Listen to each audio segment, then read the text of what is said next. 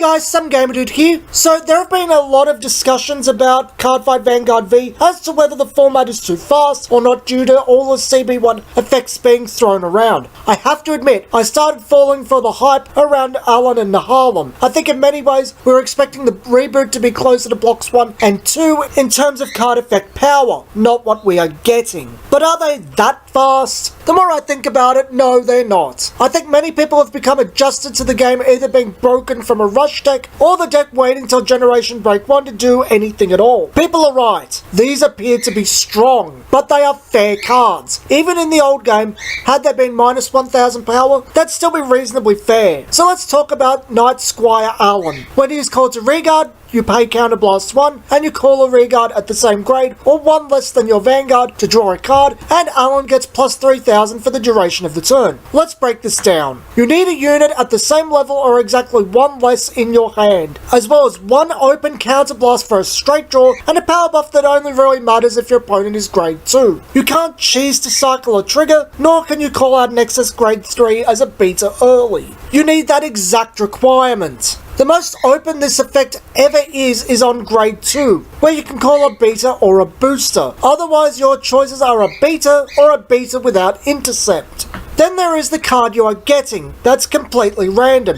It could be anything. It could assist the rushdown. It might not. It could be a booster you can't use to rush. It might be a trigger. It could be a perfect guard. Remember, over half the deck are triggers and boosters. It's a +1 for playing cards in a specific order, provided you have them. It's good, and there are definite rush capabilities there, but it's a bit more restrictive and chance-based than people are giving it credit for. It's more likely to allow Royal Paladin to play offensively without giving up too many resources, so they can also play defensively, or a balanced playstyle. In all reality, we've already had better than this in Oath Liberator Aglavale. More straightforward, and what it gets is less dependent on chance, despite Gold Paladin being the poster child for chance. You want rush? At checking the top 3 for a beta and the standard 11 grade 2 and 8 grade 3 in a deck, 78% chance of hitting one. Even then, it's Liberators. You might get Kachka or Zoran to try his luck again, or Josephus or Regulation Aglavale to further +1. I should point out that, while Liberators were a very strong deck for its time, this early game and a very strong endgame in Prominence Glare didn't ruin the game forever or anything. It was fine. Strong, but fine. And honestly, Alan is far more restrictive than Aglavale with arguably less payoff. So let's look to the new Dragon Knight Nahalem. When he's called to Regard, Counterblast 1, choose one of your opponent's back row and kill it. Then it gains plus 5000 for the turn. On surface level, this is insanely strong. Definitely more so than Alan. Retire at this time in the original Vanguard was Counterblast 2. This is Counterblast 1 with a further effect. But Nahalem is also a much more restrictive design, not being allowed to activate when ridden, only when called to Regard. He's also restricted in what he can actually hit. Berserk Dragon can hit a vast majority of cards. Nahalem can only hit the back row. A better comparison is Perdition Dragon Men and Slays a Dragon. He is also Regard only, Counterblast 1. Yes, he needs a Perdition Vanguard, but he's also arguably more wide open. He can hit any booster or beta in his same column. Nahalem can only hit a booster period, unless your opponent is playing grade 2 in the back row for whatever reason. Nahalem can't hit K or Ruth clones played in the front. Is the plus 5000 a bit eye-opening?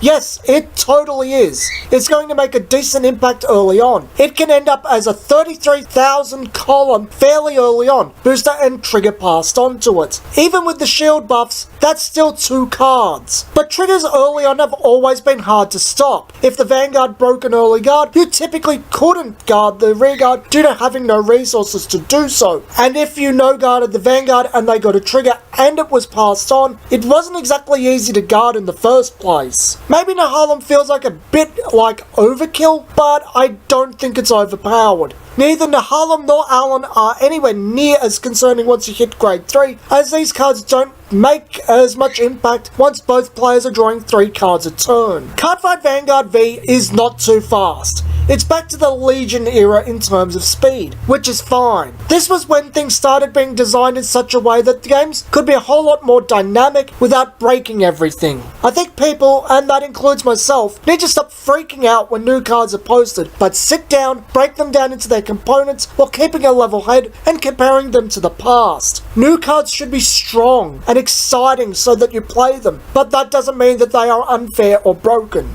This has been Some Gamer Dude, and I'll see you guys next video.